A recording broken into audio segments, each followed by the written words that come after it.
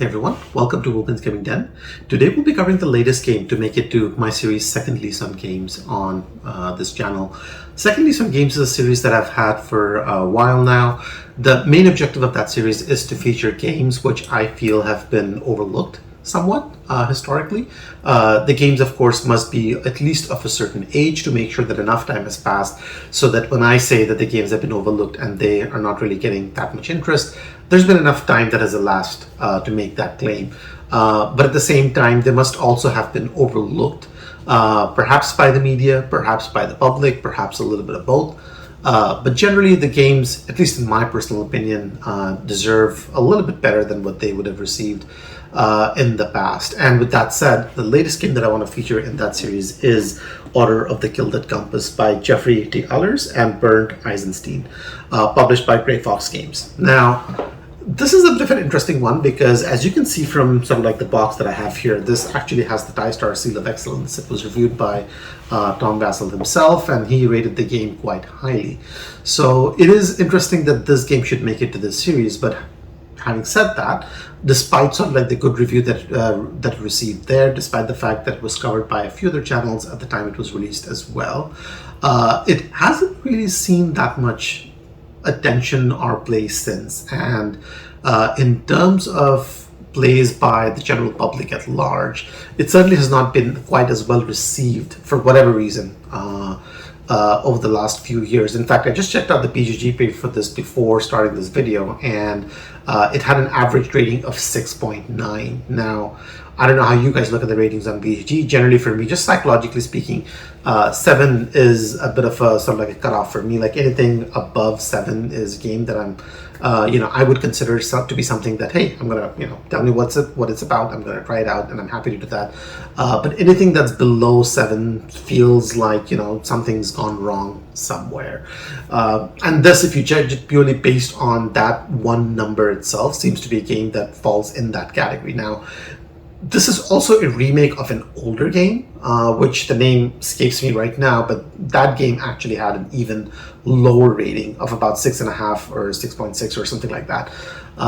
So it's a bit of an interesting one in terms of ranking. It's outside 3,000 at the moment, if I'm not mistaken. And obviously, as more and more games come out every year, more and more excellent games come out every year, this ranking is obviously going to go further and further south. So overall, does not look very good for this one, and I'm not sure if this is ever going to come back in print or anything of that sort, which is a bit of a shame. And I thought that this was probably why this is the perfect time to talk about this game and highlight it, because I think it's a very fun game. The mechanics are quite engaging. I think the game plays quite well overall. In terms of the components that come in this, and we'll have a look at this in a bit more detail later on, because I don't want to start the review just yet. I want to have a look at the rules first and talk a little bit about that before we jump into my full detailed thoughts on it. But there's a lot going on for this one, which I think is worth highlighting and worth calling out. So I'm going to stop myself right there. We'll go to the table. Let's have a look at how the rules work for the game, what the game looks like and how it plays. And then we'll come back and I'll talk about my thoughts on it, things I liked, didn't like, and more importantly, why I feel it deserves a place in the series Second Lease on Games. So let's go to the table and see how it plays. All right, so welcome to the table, everyone. Now, here we have the game set up for a full 5-player game. The game does come with a lot of different options to sort of like vary up the setup. A lot of these styles have just used sort of like, randomly selected ones, but you get additional locations you can sort of like be sending these guys off to. Most of these locations are double-sided, so you could use one side or the other, and then the effects that you would get, the bonuses that you get, or the way that you would score points from some of those locations change up quite a bit based on which locations you're using on that one. So for the purposes of the rules explanation, let's run with the setup that we have over here. So in this game, you're basically rolling your dice and then placing it out on one of the locations out over there with the objective of getting certain benefits out of this. And then it will go around the table. Others will do the same thing. And then when it comes back to you, you might have certain dice remaining. You will do the same thing all over again, and then round and round it will go until somebody runs out of dice, and then that will trigger the end of the round. And then you will do that for a certain number of rounds based on the player count. And then after, let's say, for example, if you're playing a full game, after the full number of rounds are over, you would add up points based on the things that you've collected, and then whoever has the most points wins. So let's have a quick look at how sort of like a turn could look like and how you score from some of these different locations. So on your turn, you would, let's say, for example, if we were playing with this red die, these red dice over here, we might take it and we can potentially roll it out over here. Once you've rolled it, you will now choose which one of these locations to send your guys out to. So the library is a spot that you have, and that's the last spot that you really want to go to, or you would end up going to. If you legally don't have anywhere to put the dice, that's when you can send the dice over to the library. And then there are certain effects which might bump dice off certain boards, and if any of something like that ever happens, those dice end up in the library as well. So we're not going to worry about the library for now, though. Over here we can see that we rolled a couple of 6s, we rolled a couple of 4s, a 5, 1, 2, and a 3 over here. So the way that you want to put up dice on these different locations is actually explained quite easily at the bottom over here. So once you've played the game once, it's pretty easy to pick that up. So in the auction house, you want to put out dice that have a run, a straight run. So this says 1, 2, 3, dot, dot, dot. So you want to put out dice that have sort of like a straight run. So I could put out a 1, 2, 3, obviously. I could do 2, 3, 4. I could do just a 4 and a 5. I could do even just a single value die, and that would be legal too. And the interesting thing with that is on a subsequent turn, when it comes back to you, you can put out additional dice to extend that run, or you can start a new run for yourself as well. So on this turn, as an example, I could, this would be a very good example because I do have 1, 2, 3, 4, 5, and 6. So I could literally do 1 to 6 over here. And that would mean that I definitely have the best possible run that I could have on that one. But let's say maybe I put out just the 2 and the 3 over here.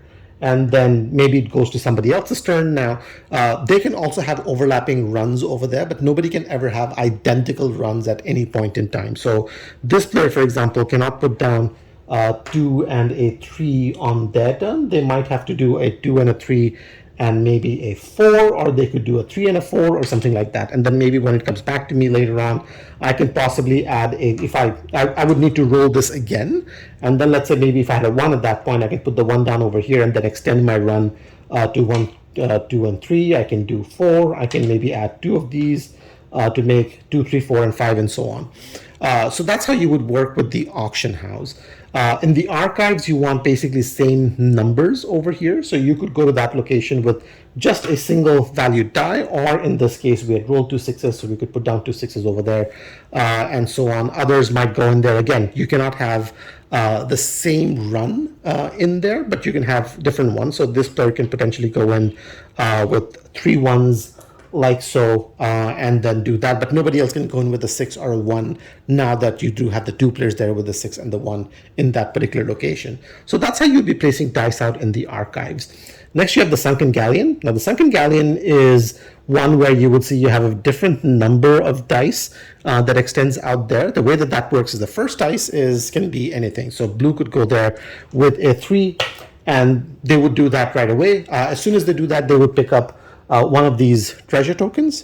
They would sort of like look at it and put it face up in front of them, face down in front of them, and that would be their turn. But the next player to go there must put down 2 dice, and the combined pip value of those 2 dice must be greater than 3. So in this case, because that player had put down 3, maybe the next player can go in and maybe purple goes in afterwards, and they can put down a 6 and a 1 for a combined total of 7. When they do that, they will pick up 2 of these now because they're second, and they're going to put it face down in front of them, and then that would be their action.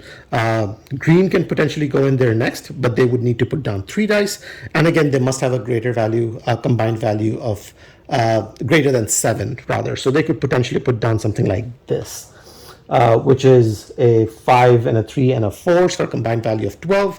And as soon as they do that, because they put down 3 of these, they will pick up 3 tokens. So you're picking up tokens equal to the number of dice that you're putting out there.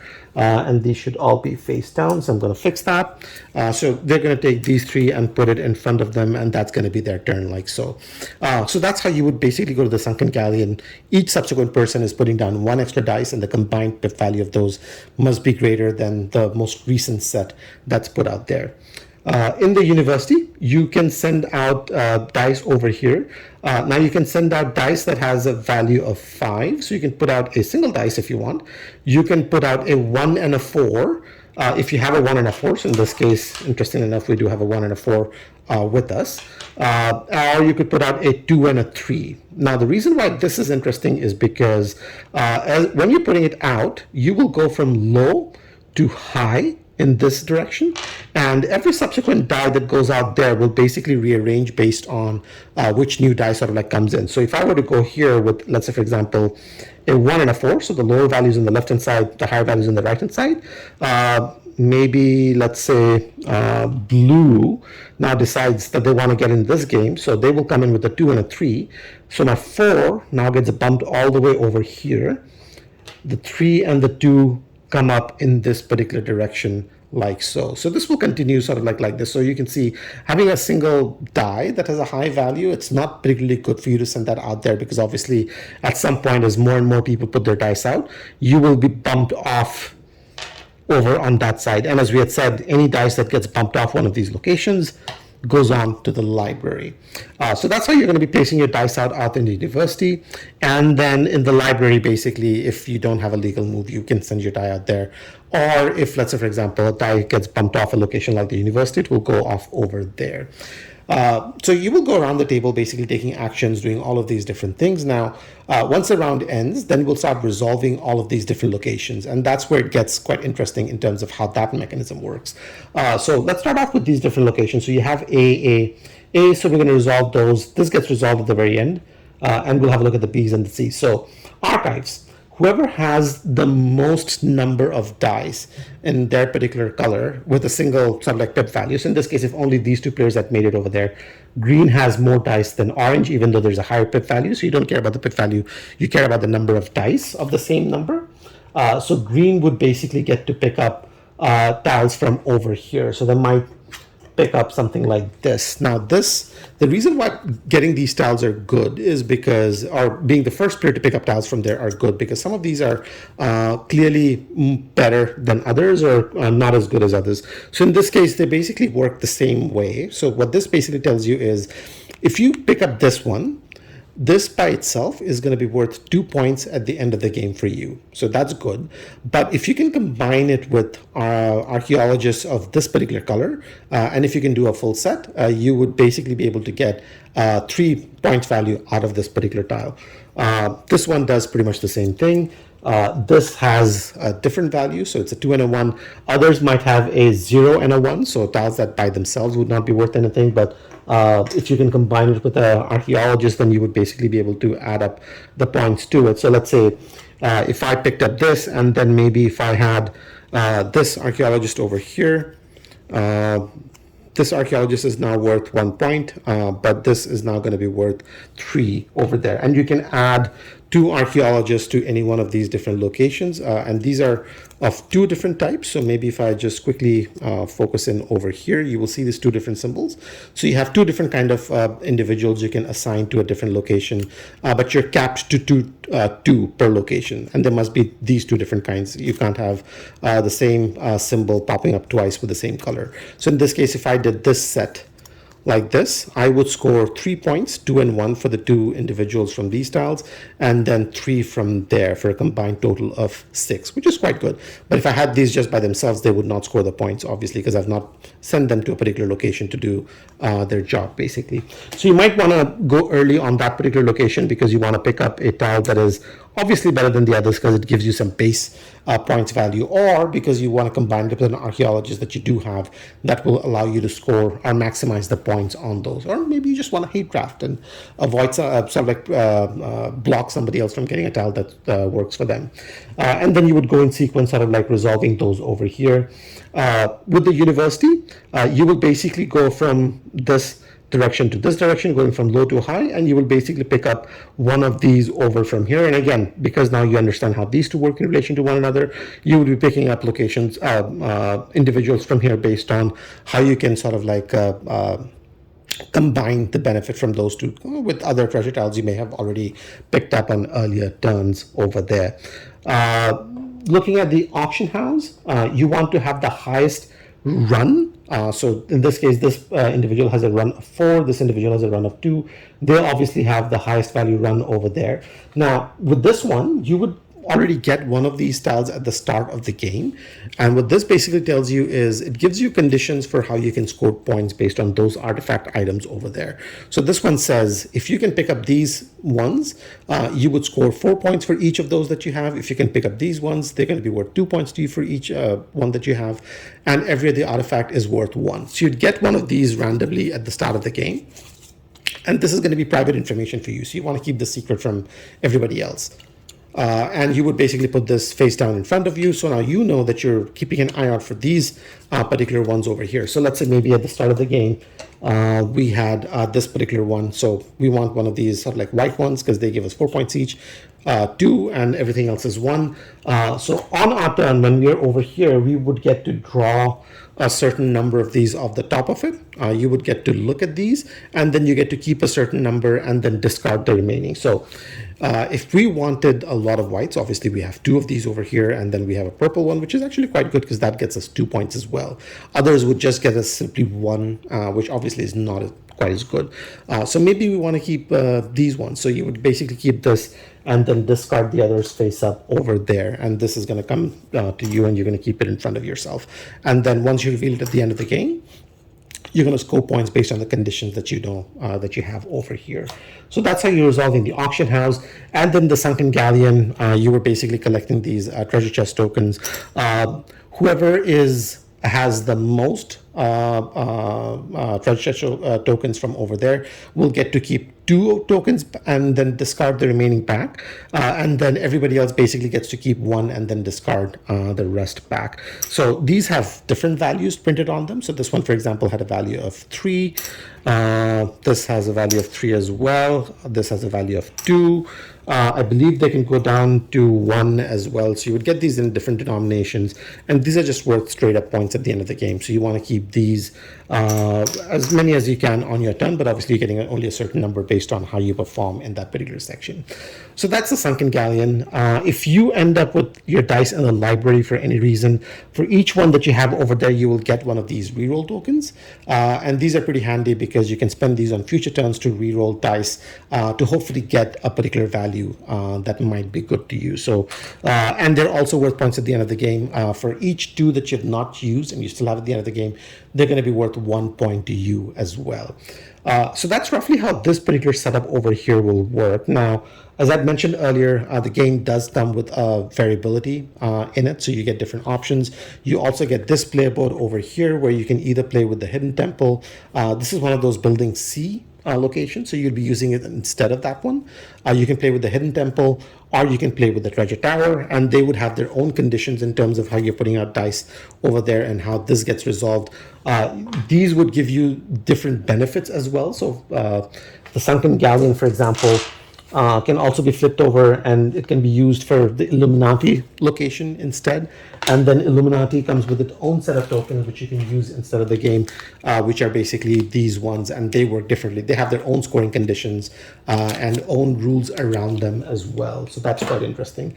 Archives is what it is, but instead of the auction house, you can also use the Treasure Hunters Guild, for example.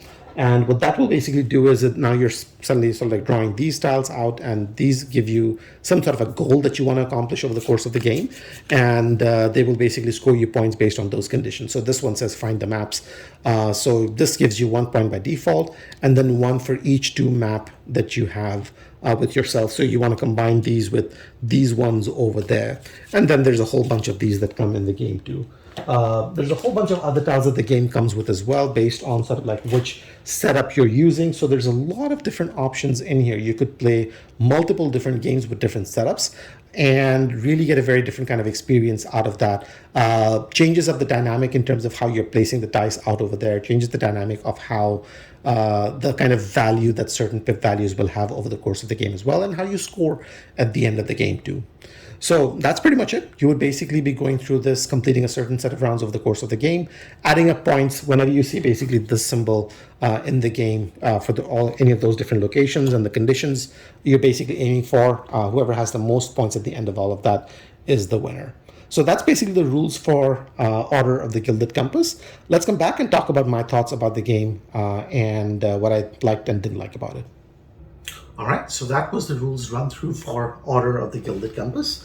Now, before I start talking about the things that I liked and didn't like about the rules, I will just quickly comment on the production quality, which I do for most of my reviews, but I'll keep it quick over here because it's not a review for a new game that's come out, so I'm not going to go into too much detail on that. But suffice to say, you get a lot of different components in the box. Most of the cardboard that is there is of good quality, so that's good. The dice, there's a lot of them in the game. These are sort of like on the smaller end, but given the fact that you do need to have a whole bunch of these, I have no issues with that. In fact, if you have larger, chunkier dice, it might get a little bit trickier managing this across the different locations. For anybody who's opening this game up for the very first time, it might feel a little overwhelming simply because there's a lot of cardboard in the game. Like there's like a lot and a lot and a lot, and like there's a whole bunch of stuff over here, and it can look overwhelming because it might be like, well, there's just so many different things. It's now setup must be complicated, and take down must be complicated, and so on. And I'm not going to say that setup is super easy or anything of that sort. It is. It's all right. It's reasonable. So nothing to credit there or nothing to fault there. But it does look more daunting than it is, and it does look more daunting compared to the weight of the game as well. It might look like that there's a lot going on because of you have so many different pieces and whatnot, but the game at its heart, it's not a heavy game. It's light to medium-ish. I'm hesitant to call it medium-ish because I really don't think it's that heavy game, and it plays quite well. So production quality is all right for what it was for the time that it came out in. Now onto the game itself. And I do have to say that I really, really like how this combines Yahtzee-style gameplay where you're rolling dice, hoping to get a certain set of values, but and then trying to assign it to the different locations to gain benefits out of it. It works really, really well. And as I went through the rules, hopefully the rules became clear, but it's very difficult to explain the dynamic of how you're putting out dice and trying to get certain benefits and how you're trying to outmaneuver somebody else without effectively going into a gameplay session yourself. And that is the part where the game really works quite well. Like the few plays that I've had of it in recent times were quite interesting because I was playing with people where you're like, oh, you want to go there because of these different locations, but then I want this, so I'm going to block you from going there. Or others were like, I'm just going to be focused on getting something from this particular location this turn, so here's like a truckload of ice that's going to get me to do a little bit of that. You can really vary up the strategies that you have in over the course of the game as well. In terms of the dynamic between strategy versus tactic, like what you're thinking out over the long run versus what you're doing just based purely on what you get. It might seem that it's heavily tactical, and it is, because at the end of the day you're rolling the dice and you're trying to make the best use of it. That's not to say that strategy is not there at all. Generally you would be playing enough number of rounds so that things even out or balance out over the course of the game. And if you really want to have a strategy where you want to combine these maps with these archaeologists, or go and do a lot of deep diving in the Sunken Galleon to be able to get at these tokens, or whatever it is that you're looking to do, you will be able to do enough of that over the course of the game for you to say that you had a strategy and you were able to execute that as best you could. So that's a good thing. Bad rounds are rare, so I've not had a lot of experience where players just went through a round and they were just basically went bust. So it was like, hey, others just basically got a lot of benefits and then I'm sitting there doing nothing. I've not seen a lot of that. It could happen hypothetically, but it's not particularly likely on that front. So you will get a good balance of certain things over the course of the game, a little bit of this, a little bit of that, and then you're trying to, sort of like course correct and make the best use of it as you go along. The modularity of the board is excellent, so you will have a lot of different options with the locations you can send your dice out to with the way that those will work with one another. You can combine the Treasure Hunters Guild in this game with the Sunken Galleon the way that we did. Did we? No, we used the Auction House with the Sunken Galleon for our example, but you can use the Auction House with Illuminati or the Hidden Temple or any other combination that you want. So you can have, unless you're playing this game like multiple times day in and day out, over a reasonable amount of time, you will get enough variability for there to be interest in the game and for you to find different paths to victory, because now you're using different tokens. So in some games you might have this, in some games you might have something like this, so you can have different paths that you can chart to victory, and keeps gameplay alive and fresh over multiple playthroughs. So that is quite good on that front as well. Overall, just by virtue of the fact that this game is in this series, that tells you the main crux of the matter that you may want to know, that I do like this game quite a bit. I'll maybe go into a few things that I wish were different for this game, and then I'll really talk about why I want this game to be in this series, and maybe focus a little bit more on that. I already talked about one aspect of it, which is when you open up the box, there's just so much cardboard in here that it can look a little more daunting than it really should. So that's something to keep in mind. Not an issue once you play the game once or twice, but for somebody who hasn't, it can be like, okay, there's quite a little bit sort of like happening in here. The other thing is, the game definitely plays better at higher player counts as opposed to lower. You really want to play a game with at least 3 players at the table, if not more. There is a 2-player variant in the rulebook, anytime you have a neutral, and that's one where you have a neutral player, a dummy player, and I'm not really a fan of how of any game that uses a 2-player variant where there's a dummy player that gets introduced.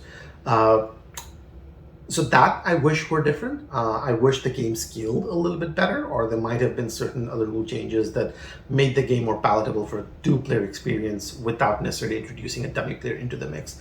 Again, I get why the dummy player is there, but I wish it weren't. I wish there were a different solution. But those are really the 2 weaknesses for me as far as this game is concerned. There's a few other things that could be done better. They're not bad, but they could be done better. So in this case, obviously, you get a team of archaeologists going off on an adventure, discovering artifacts and whatnot. But unlike the more recent excellent Lost Ruins of Arnak that came out, where you are going out to the different locations and fighting guardians and getting gems and converting those into different things and getting points. In this one, it feels more like it's more like a professor who's sitting in the college and talking about those adventures and talking about those archaeology expeditions, as opposed to going out there and doing that yourself. It's a subtle difference, but I find that's maybe perhaps would have made this a little bit more exciting, where maybe you're going out to those dig sites and you're doing those different things. Whereas in this case, again, not that there's anything wrong with it, but the locations are the library and the university and archives and the auction house. Yes, you have the Sunken Galleon. Yes, you have the Hidden Temple, but I wish there was a little bit more of that as well. The artwork on these are all right. It's not bad, but I wish that they were a little bit more alive, popped a little bit more, and were just a little bit more vibrant in general, so that it definitely gave a better sense of that adventure narrative that you're going for in this particular game. So I think from a thematic standpoint, the theme is good as it is, but the implementation of this could have been a little bit better to really elevate this onto the next level. So those are a few things that could be done differently if this ever were to come back. Could be done differently to make sure that the game has a little bit more appeal to it. You could also have other themes put on this game as well. I'm personally actually quite happy with the theme that's already there, so I'm not going to focus too much on that. But maybe just a better implementation of that, I think, would work quite well. But generally, having covered those different things, the player count, lots of different pieces, and the artwork and sort of like the theme of it. Everything beyond that, I think I've just loved with this game to date. I think anybody who's sat down with me, and I've played this game with a lot of people. In fact, over the last year and a half, a lot of those experiences were online on Tabletopia, where I've introduced these to players who have not played the game before, and they've come back saying, it feels like a fantastic gaming experience, and it's really surprising that nobody's heard of it. And that is surprising and a bit of a shame as well that not too many people have heard of it, which hopefully if this gets a little bit more visibility, and if it gets another print run with maybe updated artwork, or maybe this gets picked up for reskinning or a retheming, whatever you want to call it, or a re-implementation, hopefully it really takes on a life of its own, because it's already had 2 iterations, and this for me definitely has a better theme than the first one. But it's still sort of like falling under the radar for so many people. It's a bit of a shame. For me, the best part about this game is the dynamic that you start developing with the different people at the table, in terms of how you're placing out those dice and when you're placing out those dice. You could be judicious with your choice of putting out dice, where you're like, I'm going to put out very few dice so that I keep my options open for the different locations, see what everybody else is doing. But then whoever puts out all of their dice suddenly triggers the end of the round. So being greedy doesn't necessarily do you that much good either, right? So you want to have a balance between, let's see how things play out, and not wait too long to the point where I'm not able to use all my dice, which obviously is not good either. So that's quite a fun and interesting dynamic. The way that all the different modular aspects of the game come together to create an experience where you can score points in different ways means you'll be having new experiences as you're going through multiple playthroughs. That's quite good and exciting as well. Overall, the game for me is definitely a hidden gem. Thankfully, there is a Tabletopia implementation for this. So if you're watching this video and whatever I've talked about so far has made you curious about, maybe you want to try this out and see if you like it for yourself or not. It may be very difficult for you to hunt down a copy of this today as it stands. So if you already have a copy and you've not tried it, absolutely, please do give it a go. If you don't have a copy and you are curious to try it, go to Tabletopia. I believe the version that they have there is free, so you can give that a shot. Play it for yourself with a few friends and see how you like it. And I'm sure that you will like it if you like Yahtzee style dice placement, almost like an auction bidding mechanism going on in here. If you like games like that, this is going to be really up your alley, I think, and definitely worth a go on that front. So absolutely do that as well, and let me know what you think about it. If you enjoyed the Tabletopia implementation, maybe you can find a friend somewhere, or maybe a used copy somewhere, or maybe this is going to come back in print, who knows. But absolutely do give it a try. In the meanwhile, hopefully I'll see more plays of this soon online, and hopefully I can get this to the table myself again pretty soon as well with a few friends, and introduce it to more people if I can. So with that said, that's basically my review on Order of the Gilded Compass as part of my series on Second Lease on Games. And the idea, of course, is hopefully if this picks up a little bit more popularity, this gets a second lease on its life as well. So with that said, that's it for me. I have more reviews like this going out soon myself, and there's going to be a bunch of unboxings and tutorials too. So if you're interested in stuff like that, do subscribe to the channel. That's going to keep you notified on those when and as it comes up. In the meanwhile, if you have any thoughts, comments, suggestions, feel free to leave them down below. I'll get to them as soon as I can. And in the meanwhile, thanks for watching. I'll see you in the next one. Take care.